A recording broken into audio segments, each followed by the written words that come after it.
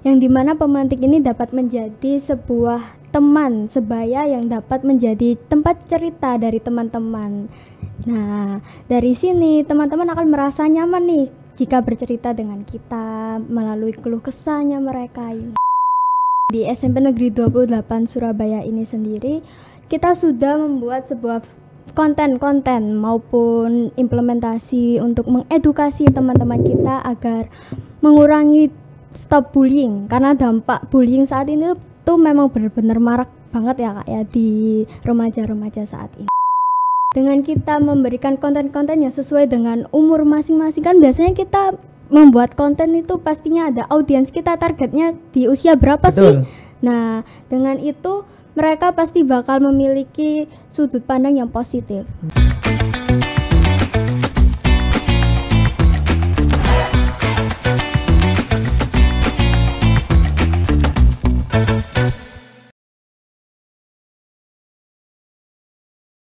Hai Tribuners, hari ini saya Sabita Putri Daiza dari SMP Negeri 28 Surabaya. Kita kembali lagi di ruang podcast bersama dua narasumber kita, yaitu Rici sebagai Ketua OSIS SMP Negeri 28 Surabaya dan juga Aura sebagai Duta Pemantik SMP Negeri 28 Surabaya. Hai Tribuners, perkenalkan nama saya Rici Kurita Asyadi, Ketua OSIS dari SMP Negeri 28 Surabaya, dan di sebelah saya ada Hai Tribuners, perkenalkan nama saya Aura Artikasari dari Duta SMP Negeri 28 Surabaya. Gimana kabarnya Rici dan juga Aura? Alhamdulillah sehat walafiat nih Kak Sabita. Kalau Kak Sabita gini ya, sendiri gimana nih? Alhamdulillah ya baik. Sampai sekarang bisa nge-host sama kalian kan. Rici sebagai Ketua OSIS. Iya, betul sekali Kak. Boleh lah awal-awal ini dijelasin lah tentang SMP Negeri 28 Surabaya itu seperti apa. Oke, jadi sekolah kita SMP Negeri 28 Surabaya merupakan sekolah yang istimewa nih Kak. Karena sekolah kita nggak hanya menerima murid yang reguler atau yang biasa, cuma SMP kita, SMP Negeri 28 Surabaya juga menerima siswa inklusi dan siswa disabilitas, penyandang disabilitas. Lalu sekolah kita juga sekolah adiwiyata nih Kak, jadi sekolah yang menuntut ramah lingkungan begitu. Jadi kalau ada plastik dan hal-hal yang lainnya yang membuat lingkungan kita kotor dan berbahaya itu tidak dibolehkan di sekolah kita begitu Kak. Jadi aku dengar-dengar juga SMP Negeri 28 Surabaya itu sudah sampai adiwiyata mandiri ya? Betul sekali, adiwiyata mandiri. Terus SMP Negeri 28 juga ada program yang namanya SRA. Betul. Pertama di Surabaya? Iya, udah dapat sertifikasi nasional juga waktu itu di Jakarta Kak. Luar biasa ya.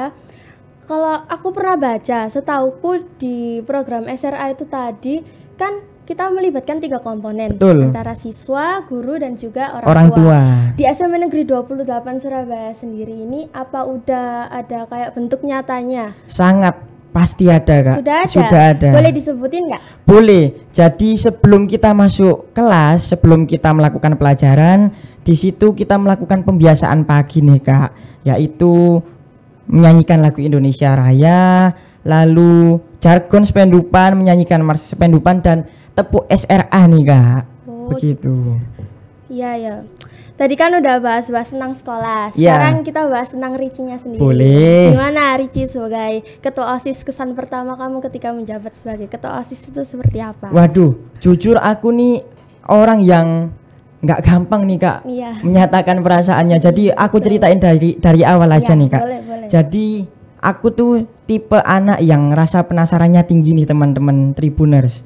Awal kelas 7 OSIS SMP Negeri 28 Surabaya open recruitment pengurus untuk periode selanjutnya. Begitu. Lalu aku penasaran dong, ngapain sih OSIS ini? Ngapain aja sih kok kelihatannya seru banget gitu. Akhirnya aku join lah sama temen-temen. Nah, di situ aku punya basic editing dan broadcasting nih Kak. Kebetulan juga di OSIS SMP Negeri 28 Surabaya ada nih divisi tersebut. Jadi aku makin seneng. Long story short, udah berjalan 6 bulan dan alhamdulillah aku dipercaya sebagai ketua redaksi majalah Spendupan. Begitu. Keren banget. Iya. Lalu mau pembukaan periode lanjut, periode berikutnya aku juga ikut lagi nih Kak, karena seru banget Kak. Dan alhamdulillah aku dipercaya sebagai calon kandidat ketua OSIS begitu. Jadi membuahkan hasil ya Nah, dari kamu. betul sekali dari kelas 7. Iya, iya. Terus kalau di OSIS sendiri itu kan pasti kita harus bisa semua ya, istilahnya all Betul round sekali. kan. Dari banyaknya anggota OSIS SMP Negeri 28 sendiri itu kamu gimana caranya supaya tahu kalau semisal si A ini apa keahliannya di sini, si B di sini. Terus kamu cara tahu skillnya dia, terus kamu mengelompokkannya itu tadi gimana itu? Jadi setelah sertijab itu ada rapat dulu nih Kak. Rapat itu berisikan tentang pengelompokan divisi-divisi. Jadi di OSIS kita itu ada divisi atau istilahnya komunitas nih Kak. Ada divisi desain grafis, divisi broadcasting, entrepreneur, host dan divisi-divisi lainnya. Nah di situ para pengurus OSIS bebas nih Kak mau lari kemana sesuai bakat dan minat mereka begitu. Jadi sesuai kayak misal saya ya, kalau misal join OSIS saya pengennya di tari itu ada. Ada Oh, di ada. divisi art namanya Kak. Jadi di divisi OSIS banyak banget pastinya Banyak ya. banget. Tapi dari banyaknya divisi tadi yang ada di OSIS itu tuh kayak apa ya? Mereka yang bergabung di situ itu ada kayak koordinatornya atau mereka ketika bergabung mereka itu langsung belajar bareng-bareng atau mulai dari awal? Betul Kak, Itu ada gimana? koordinatornya. Ada koordinatornya. Agar sharing-sharing bareng, belajar bareng kita itu terstruktur Kak. Karena kalau sebuah divisi, sebuah komunitas nggak ada pemimpinnya kan pasti nggak tahu arahnya kemana. Iya betul. Begitu. Jadi setelah pembentukan divisi tadi akan ada koordinator per divisinya. Lalu kita langsung sharing-sharing bareng seperti broadcasting itu dasar-dasarnya segitiga exposure, lalu desain itu ada komposisi dan lain sebagainya begitu Kak. Jadi ada satu koordinator yang nge-manage semuanya Nah, ya. Kalau iya. koordinatornya sendiri itu emang dari anggota yang udah ahli banget sebelumnya atau emang dari ada tim intinya sendiri atau kamu kayak merekrut ini untuk tim ini untuk tim ini gitu. Biasanya koordinator pada setiap divisi itu dari tim inti 8 kita Kak. Karena kan jam terbangnya udah nggak perlu diragukan Iya, lagi betul. begitu. Jadi sudah ahli dan menjadi pionir lah Kak. Bisa menjunjung tinggi kompetensi pada setiap divisi begitu.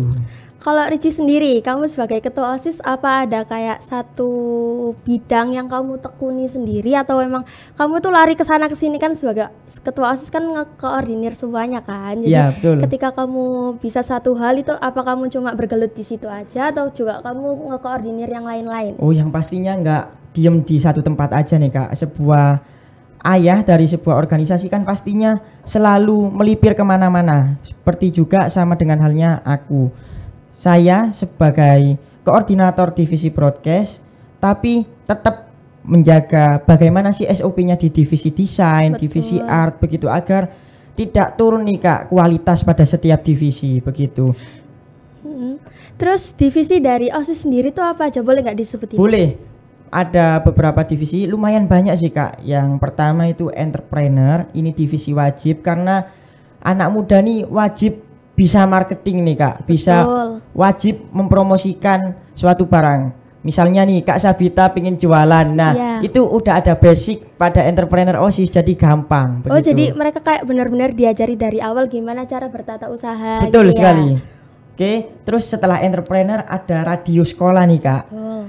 Jadi setiap istirahat pertama dan kedua itu ada hostnya nih teman-teman dari OSIS SMP Negeri 28 Surabaya. Di situ para host radio menyapa sobat Spendupan agar tidak lelah setelah mengikuti pelajaran begitu. Terus ada jurnalis. Jurnalis itu jatuhnya bisa menjadi host pada saat YouTube, lalu bisa menjadi narator, karya tulis ilmiah dan masih banyak lagi Kak larinya. Lalu ada broadcasting seperti Iya. aku bilang tadi, ke multimedia. Jadi broadcasting ini jangkauannya sangat luas sekali teman-teman. Bisa menjadi kameramen, editor, operator dan hal-hal yang berbau multimedia lainnya nih Kak. Kebetulan juga aku paling suka di divisi broadcasting ini karena aku nih tipe orang yang di belakang layar gitu loh Kak Oh, Sabita. gitu ya. Iya. Jadi dari broadcast sendiri itu kan jangkauannya luas, Iya, terus betul ada sekali. divisi-divisi lain itu. Kira-kira dari hasil divisi-divisi broadcast ataupun divisi yang lainnya itu apa udah mengeluarkan karya untuk dari OSIS SMP Negeri 28 ini? Pasti ada nih Kak. Boleh dicek langsung di YouTube kita official SMP Negeri 28 Surabaya. Di situ kita bikin series, film pendek, lalu ada podcast seperti kita di Tribun Ya. kita, lalu ada sergap, suara generasi pemuda, sharing-sharing bareng, lalu jurnalis pendupan dan masih banyak konten-konten menarik lainnya. Begitu Kak Sabita. Iya, lalu kita barusan nih teman-teman Tribuners. Kita minggu kemarin barusan di TVRI Jawa Timur menampilkan berbagai tari talusi dan berbagai tari tradisional lainnya. Ada tari Mojang Priangan, tari Marikangen, tari talusi atau tari 1000 tangan, dan masih banyak yang kita tampilkan lainnya. Begitu Kak Sabita. Jadi untuk tari talusi nih ya, ini aku belum pernah dengar sih sebenarnya. Ini apa? Emang dari divisi tari di SMA Negeri 28 ini tadi itu menciptakan tarian baru atau memang tinggal kayak ngelihat tutorial terus habis itu latihan sendiri gitu? Enggak dong, semua pengurus OSIS di SMP Negeri 28 Surabaya hukumnya wajib Kak untuk bisa tari talusi dan tari saman. Jadi kita belajar bareng, sharing-sharing bareng, bikin koreografi bareng Kak. Keren banget, sekelas Iya. SMP ya udah latihan. Itu latihan sendiri, benar-benar Latihan dari awal sendiri. latihan sendiri. Iya. Luar biasa. Tapi dari tadi tuh aku kayak penasaran gitu kan. Dari banyaknya event OSIS ini dan banyaknya divisi tadi itu ya.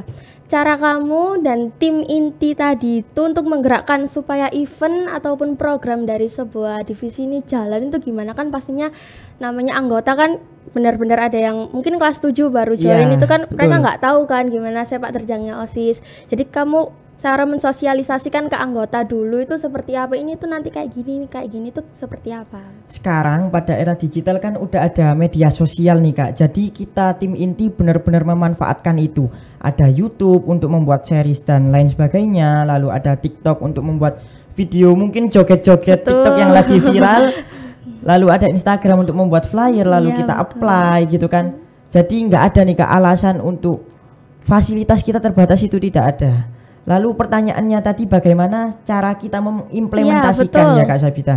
Cara saya dan tim inti kita mengimplementasikan program-program yaitu dengan cara mempromosikan nih Kak. Tadinya kan udah mempromosikan di sosial media. Sekarang kita mempromosikan di sekolah nih Kak. Begitu. Jadi semisal mau ada event kelas meeting nih Kak. Iya. Kita kasih spoiler dulu di TikTok. Begitu. Oh, seperti itu. Jadi kalian benar-benar memanfaatkan teknologi Iya, digital ya, betul. jadi sosmed ataupun karya-karya dari tim OSIS sendiri seperti Nah. membuat flyer dan lain-lain gitu Iya. ya. Terus ketika kalian sudah menjalankan kegiatan itu tadi, yang namanya anak SMP lah, pasti kayak baru pertama kali ikut OSIS. Mereka kan pasti adalah kayak pikiran, aku habis kayak gini, masa gak dapat apa-apa, Nah. mau sampai kerja tok. Iya, Itu betul. gimana kamu memberi sosialisasi ke mereka? Aku menanggapinya sangat maklum ya Kak ya. Karena remaja kan masih labil banget, Iya. emosinya masih naik turun. Jadi ya aku kasih pengertian pelan-pelan dan mulai awal aku udah tanemin nih bahwa kita itu harus kerja 3K. Kerja ikhlas, kerja keras dan kerja cerdas. Begitu Kak. Pertama, kerja ikhlas. Kita itu teman-teman Tribuners, kita tidak boleh mengharapkan upah atau apapun itu ketika kita sedang melaksanakan proyek. Karena apa? Karena kalau kita berharap kepada manusia, itu kata Ali bin Abi Thalib kan seni menderita yang paling sempurna, begitu. Lalu ada kerja cerdas yang kedua teman-teman. Kerja cerdas itu membuat kita melaksanakan suatu proyek itu lebih gampang daripada kita hanya kerja ikhlas dan kerja keras, begitu. Lalu yang terakhir yaitu kerja keras. Kita memulai sebuah proyek atau sebuah event itu harus dengan kerja keras Kak. Karena kalau sebuah proyek dimulai dengan aras-arasan, dengan malas-malasan, itu percaya sama aku deh, nggak bakal berhasil. sekalinya berhasil pun itu juga nggak bakal maksimal begitu Kak Sabita. Jadi kamu memberi pengertian itu tadi ya, ketika di OSIS ya udah kita benar-benar pure, kita berkarya di sana, kita memanfaatkan apa yang kita bisa. Kalaupun kita nggak bisa, ini ada banyak divisi, kita juga sama-sama belajar di OSIS kan. Sama-sama berkolaborasi Kak Sabita. Betul. Jadi ketika di OSIS nggak hanya menjalankan program, tapi kita juga mengembangkan bakat. Istilahnya seperti itu ya. Sekarang ini yang paling tak tunggu-tunggu sih dari tadi. Apa nih Kak Sab? Selama kamu menjabat sebagai ketua OSIS, ada nggak kira-kira kayak ada satu momen yang dimana kamu tuh kayak, wih gacor, sangar ini. Ada nggak kayak gitu? Kan? Iya betul. Hal yang paling berkesan, jujur, aku sih orangnya nggak neko-neko. Bisa lihat pengurus OSISku sendiri menjalin relasi yang lebih panjang, bisa mendapatkan ilmu baru, bisa mendapatkan teman baru, itu sudah sangat berkesan bagi aku sendiri. Karena kan fase remaja ini kan fase yang harusnya kita itu saling belajar, saling menjalin relasi begitu nih Kak.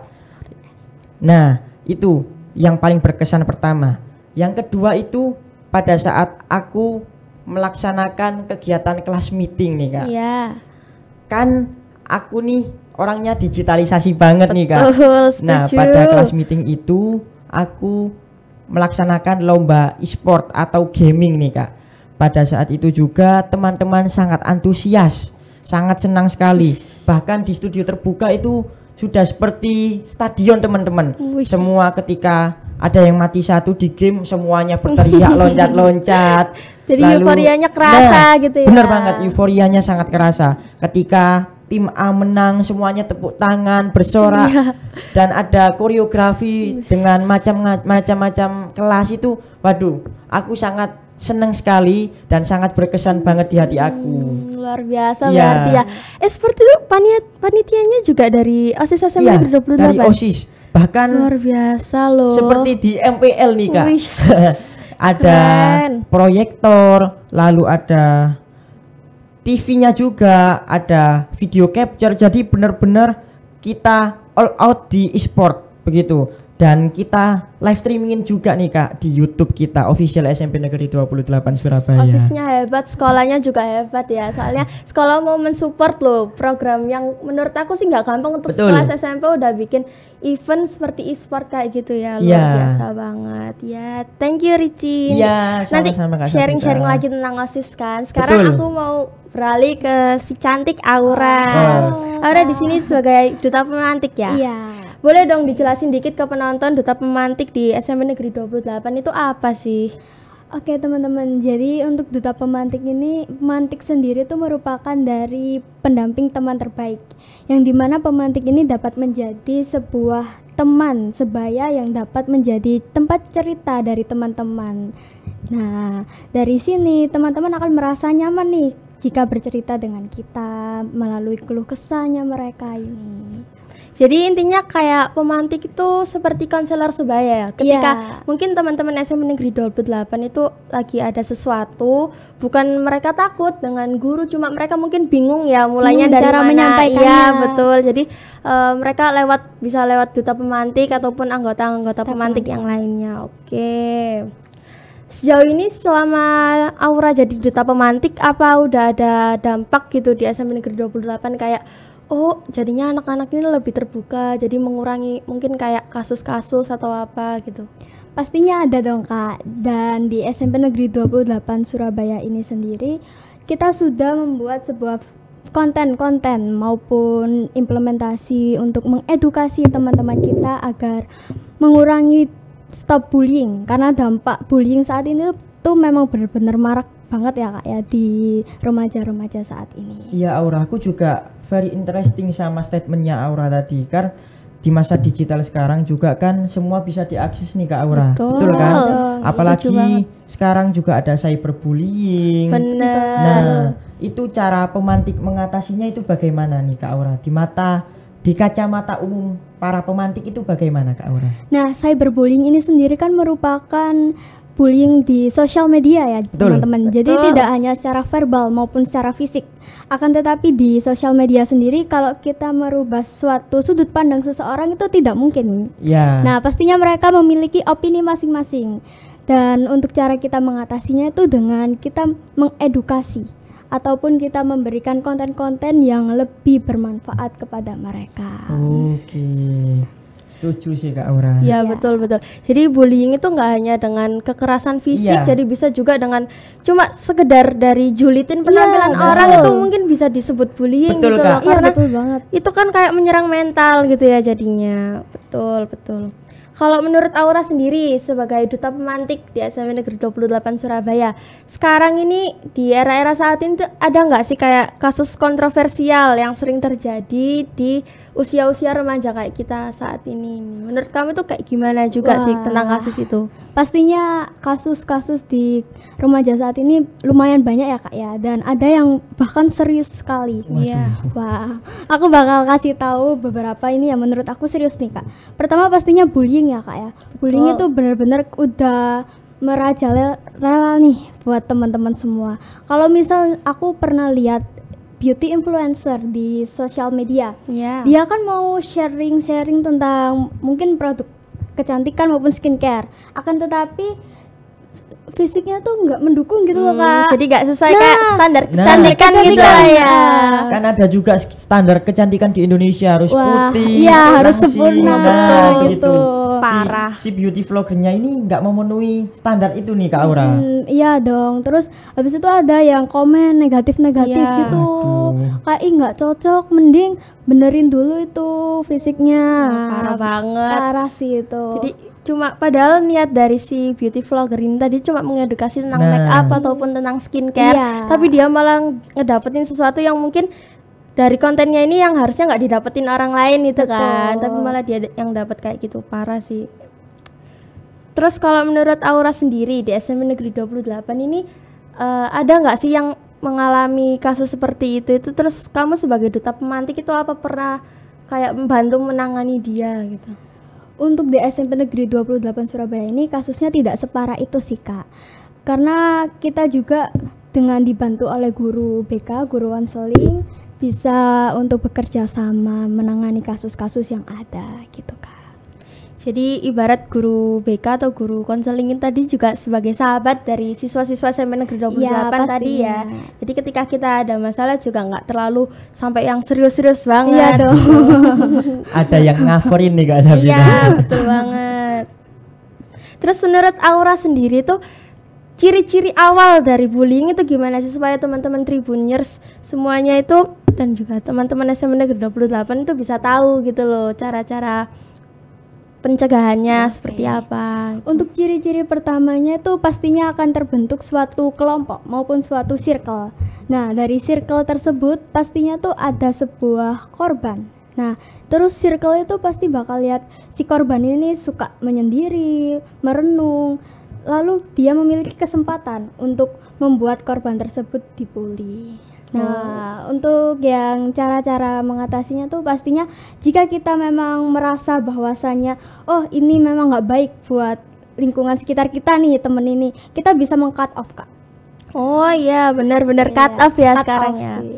Daripada kita harus koar-koar, oh ini loh gini-gini nih anaknya gini gitu. Tapi kan yang namanya anak seusia kita kan Nah. pasti mentalnya itu juga kan nggak seberani itu buat kayak langsung cut off. Bisa aja dari si pembuli ini kayak selalu ngejar-ngejar dia gitu. Jadi kayak langkahnya gimana gitu loh kamu sebagai pemantik kalau tahu misal ada hal itu di lingkungan sekolah kamu, itu tuh caranya gimana supaya si anak yang korban bullying tadi itu merasa aman gitu. Nah, untuk caranya sendiri untuk korban tersebut itu pastinya kita berdiskusi dulu Kak. Kita tanyain nih, biasanya kan ada korban bullying itu yang mengenai mental mereka ya kan Kak. Betul. Karena dari bully yang tersebut. Lalu kita bisa mengajak korban tersebut untuk daripada kalian mikir-mikir yang aneh-aneh ataupun overthinking nih Kak, jadinya kita ajak buat ikut jadi kader pemantik.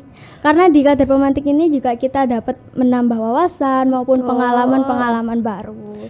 Jadi Aura sebagai duta pemantik lebih ke merangkul dia Iya, ya, merangkul. supaya dia nggak ngerasa sendirian gitu dengan cara kamu mengajak dia jadi duta pemantik mungkin sebagai lihat-lihat aja lah apa bagaimana rutinitasnya gitu Iya. ya. Dan dapat merubah pola pikirnya mereka juga. Kak. Betul. Terus menurut tadi kan kita udah bahas tentang cyberbullying juga Iya. kan. Betul. Menurut kamu sendiri dengan adanya jejaring sosial sekarang ini ya kan gak bisa dipungkiri sekarang kita tuh hidup bersampingan sama sosmed kan. Ada nggak sih kayak sisi positif sama sisi negatifnya gitu menurut kamu dari sosial media ini sendiri tadi itu? Pastinya ada dong Kak, kan sosial media ini benar-benar udah luas ya, seluruh dunia bahkan ada yang sosial medianya. Dan untuk sisi negatif bagi remaja-remaja saat ini juga lumayan banyak kasusnya, yang dimana kasusnya tuh terlibat dalam sosial media ini. Dalam sosial media kan pastinya ada platform ya Kak ya.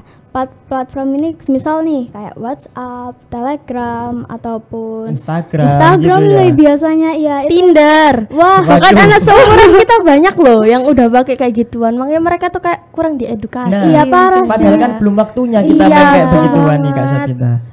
Nah, dari hal tersebut pastinya menciptakan hal-hal negatif ya kan Kak. Kalau kita sebagai remaja-remaja yang tidak dapat menggunakannya dengan baik maupun bijak, pastinya berdampak kepada diri kita sendiri negatif Kak.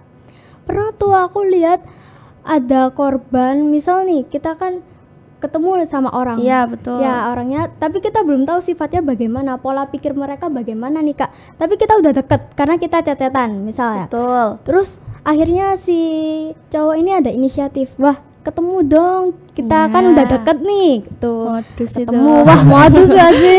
Iya. Iya, terus udah ketemu, habis itu nggak taunya ternyata diituin dong Kak. Oh. Oh, yang ada Yang berita ini- itu. Oh, Ini kayaknya iya, kasus iya. yang pernah Iya, ada yang itu pernah ya. ada. Iya, iya, iya. Jadi intinya kalau kita lagi bermain sosial media apalagi seusia Iya, kita tuh betul. kita kayak pinter-pinter ngejaga diri Iya, aja sih. Iya. dan secukupnya aja Kak Sabita. Betul. Kalau mau posting apapun boleh asal kita juga tahu gitu loh batasannya. Batasan-batasannya Batasan-batasannya. gitu. Atau buat yang lebih aman nih teman-teman, kita private akun kita. Betul. Jadi kan kayak membatasi orang lain Nah. untuk ngerti tentang kehidupan Iya, kita betul. gitu kan. Yang tahu-tahu aja nih. Iya, betul. Terus menurut Aura sendiri ya, selain kasus cyberbullying tadi nih, ada nggak sih kasus lain yang menurut kamu tuh sebenarnya ini tuh kalau misal kita mengalami ini juga serius gitu loh, tapi orang-orang mungkin kurang memperhatikan ke sana. Jadi masih banyak korban yang apa ya ngalami hal kayak gitu telah. Untuk kasusnya sendiri tuh kasus pergaulan bebas Kak. Oh Wah. iya. Ya sih ini serius sih parah ini. sih. Dengar namanya, dengar Udah. singkatannya aja udah merinding. Parah ini. Parah.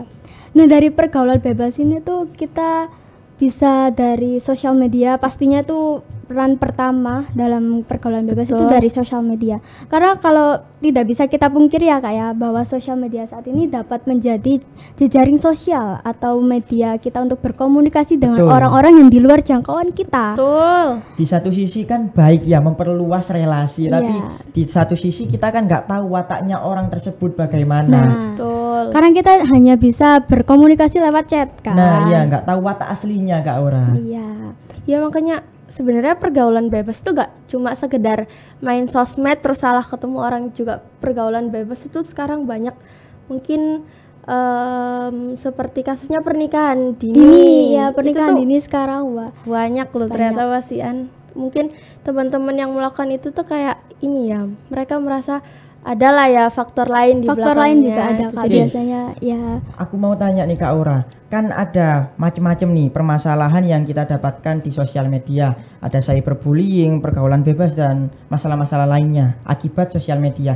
Cara pemantik menanganinya itu bagaimana sih Kak? Oke. Kita balik lagi ya. Kalau misal kita harus mengubah sebuah mindset seseorang Betul. itu tidak mungkin. Iya, ya. karena kan benar. semua orang punya pola pikirnya sendiri-sendiri kan. setuju. Nah, dengan kita memberikan konten-konten yang sesuai dengan umur masing-masing kan biasanya kita membuat konten itu pastinya ada audiens kita, targetnya di usia berapa Betul. sih? Nah, dengan itu mereka pasti bakal memiliki sudut pandang yang positif. Begitu. Oke, lalu mulai dari diri kita sendiri nggak sih Kak? Iya Karena dong. kalau semuanya udah berperan lalu diri kita sendiri nggak mau kan buat apa juga? Iya, begitu. jadi sebenarnya tentang masalah pergaulan ini tadi ataupun tentang bullying tadi ini balik lagi ke diri sendiri ya. Kita nggak akan dapat perlakuan seperti itu kalau kita bisa membatasi diri sendiri. Dan juga tentang pergaulan bebas ini, itu pinter-pinter lingkungan juga. Jadi ketika kita merasa kita berada di lingkungan, ya emang kita cocok sama orang-orang ini, tapi dengan kita berkumpul sama orang-orang ini tadi itu kok rasanya kayak ada perubahan ya. Kok aku dulunya dari kayak gini kok sekarang gini ya. Nah, kalau misal teman-teman di rumah sudah merasa seperti itu, mungkin bisa lah mencari lingkungan baru, nggak harus langsung meninggalkan, tapi pelan-pelan menambah relasi baru. Bisa digunakan juga lewat sosial media, tapi dengan lebih bijak lagi, supaya tidak salah kenal sama orang sampai akhirnya terjadi hal-hal yang tidak diinginkan ya. Terus menurut Aura ini, kan pergaulan bebas kan udah marak ya? Iya Kak. Kira-kira menurut Aura sendiri, hal ini tuh bisa terjadi selain karena diri sendiri ataupun lingkungan ataupun sosial media, itu kayak sebenarnya faktor lainnya itu tuh apa? Terus sebagai Aura sendiri sebagai duta pemantik itu tuh kira-kira harus kayak gimana sih kalau misal udah kayak gitu itu? Oke, jadi untuk faktor lain dari pergaulan bebas kan pastinya suatu anak ini memiliki rasa sendiri ya Kak ya, tidak didengarkan oleh mungkin keluarganya maupun orang tuanya yang sibuk nih. Terus akhirnya mereka mencari tempat yang dimana mereka merasa kalau nyaman. Nah akhirnya mereka merasa nyaman, bahkan kalau misal pun si temannya ini tuh toksik maupun memiliki hal-hal negatif, tapi mereka merasa nyaman karena udah menjadi tempatnya cerita kan. Akhirnya mereka yaudah deh, daripada aku nggak ada temen terus aku kesepian, akhirnya ya udah aku betahin di sini aja sama teman-teman toksik ini. Jadi ininya kayak dia tuh butuh didengerin, dan dengan orang-orang ini mungkin mereka merasakan hal yang sama, jadi mereka merasa nyambung gitu, padahal sebenarnya di lingkungan itu mereka salah gitu ya. Jadi dengan ada yang pergaulan seperti itu tuh kita tuh harus kayak gimana sih Kak Aura? Kayak kan kita nggak tahu ya ini mana yang benar mana yang salah. Orang kita cerita dia nyambung berarti baik kan? Jadi kalau menurut Aura sendiri tuh kayak gimana harusnya sebagai diri sendiri itu? Biasanya kan ada temen cerita nih, terus responnya pasti berbeda-beda Kak. Iya betul. Ada temen yang tipenya kalau kita cerita kasih respon yang support kita atau mendukung kita dalam segala aspek-aspek yang selama hal itu positif. Dan ada juga tipe temen yang ya udah deh, mending kamu kabur aja dari masalahnya. Nah itu udah termasuk dalam hal-hal negatif kan. Kalau aku sendiri nih Kak, ada tips untuk agar kita tidak terjerumus di pergaulan toksik seperti itu nih Kak. Iya betul. Yang pertama nih menurut aku membatasi diri sendiri dan memilih teman yang tepat begitu. Karena kalau teman-teman dan lingkungan kita nggak tepat, kita pasti ikut akan terjerumus begitu Kak. Lalu yang kedua nih, sering-seringin baca buku atau tontonan-tontonan yang positif nih Kak. Karena kalau kita menonton sesuatu atau membaca buku yang positif, maka mindset kita akan ikut positif juga, seperti itu nih Kak Aura dan Kak Sepita. Jadi bisa disimpulin sebenarnya dari pergaulan bebas ini tuh semuanya balik lagi terkandung dari pribadi masing-masing ya. Pinter-pinter kita bermain sosial media, pinter-pinter kita memilih lingkungan. Nah itu dia. Jadi kira-kira dampak paling serius dari pergaulan bebas ini tuh seperti apa? Atau mungkin kamu tuh pernah lihat langsung atau kamu pernah mengalami sendiri gitu kan tentang pergaulan bebas ini. Jadi kamu bisa memotivasi teman-teman Tribuners di rumah itu agar lebih lebih antisipasi. Iya, lebih waspada. Betul sekali. Boleh dijelasin? Boleh banget. Jadi kan kalau misal pergaulan bebas, misal nih kita diajak, oh mainnya nggak usah cepet-cepet, nanti kita nginep dulu. Nah dari hal situ itu pastinya menimbulkan hal negatif. Misal contohnya hamil di luar pernikahan. Nah itu memang sudah banyak sekali kasus-kasus yang seperti itu ya teman-teman. Dan kita sebagai terutama perempuan harus bisa menjaga diri sendiri untuk lebih waspada dengan lawan jenis maupun teman-teman yang menurut kalian udah wah nggak cocok nih sama aku. Pastinya kita udah harus bisa menjauhi mereka. Terus ada tambahan nih.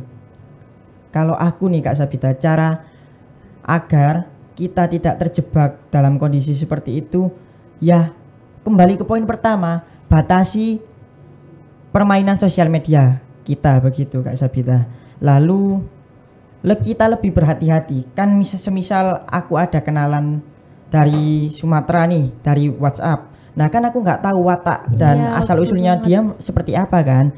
Nah kalau aku cara menanggapinya itu akan lebih waspada yang pertama. Lalu yang kedua yaitu lebih jaga jarak nih Kak. Ya Betul. udah hanya sekedar teman aja, saling bertukar pengalaman, tidak lebih dari itu, begitu. Ya, jadi Tribuners di rumah itu bisa ya mengambil sisi positif dari yang dijelaskan oleh Kak Aura dan juga Kak Rici kali ini. Terus ini menurut aku sih langkah terakhir ya teman-teman. Kalau misal di sekolah kalian lagi ada masalah atau apa itu kalian bisa mungkin minta apa ya, seperti minta tolong ke ketua OSISnya, mungkin bisa diajak untuk Boleh. kolaborasi event. Boleh banget. Kan biar pikiran kita tuh nggak ke distract ke masalah-masalah itu ya. Nah, Ataupun ke betul. duta pemantik nanti mintalah, aku mau coba belajar jadi Iya, duta pemantik boleh, gitu boleh ya. banget. Nanti aku ajakin jadi panitia Iya event. betul, boleh banget. Jadi teman-teman di rumah itu pinter-pinter apa ya, memilih kegiatan yang positif ketika kalian mungkin sudah terjerumus di salah Hal-hal kegiatan tersebut, itu ya. ya. Betul. Ya mungkin segitu aja pembahasan kita kali ini. Terima kasih Terima Rici kasih, dan juga Kak Aura Sabita. sudah Terima mau kasih, aku Kak. tanya-tanyain lah di Iya. podcast kali ini. Kita juga berterima kasih nih kepada Tribuners yang menonton kita selama kurang lebih 35 menit, begitu. Iya betul banget. Sampai jumpa di podcast selanjutnya.